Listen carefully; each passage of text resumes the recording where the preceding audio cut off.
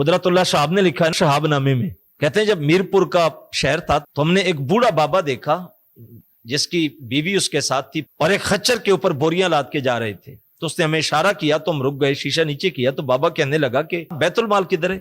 ہم نے کہا آپ کی حالت دیکھ اور بیت المال کا پوچھ رہا ہے؟ اس نے کہا یہ بوریاں ہیں میرے پاس، سونا چاندی جوہرات ہیں، یہ جو شہر اجڑ گیا تھا جہاں آج منگلا ڈیم ہے، یہاں پہلے میرپور یہاں ہوتا تھا اور ایک حادثے میں اجڑا، پھر یہ نیا میرپور آباد ہوا۔ تو اس نے کہا ہم نے سونا چاندی رقم نکالی ہے تو ہم کہتے ہیں کہ اس کو بیت المال میں جمع کروائیں۔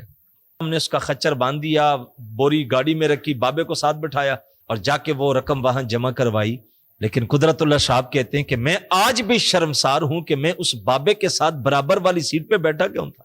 یار اتنا عظیم شخص کہ جس کے اپنے تن پہ لباس نہیں، پاؤں میں جوتا نہیں، اور وہ اپنا نہیں سوچ رہا، وہ ملا ہوا مال دوسروں کے لیے جمع کروا کے آ رہا ہے کہ کسی کے کام آ جائے۔ اصل لوگ تو یہ ہوتے ہیں جو دوسروں کے لیے جیتے، اگر وہ مال رکھ لیتا اس کی نسلیں بھی موج کرتی۔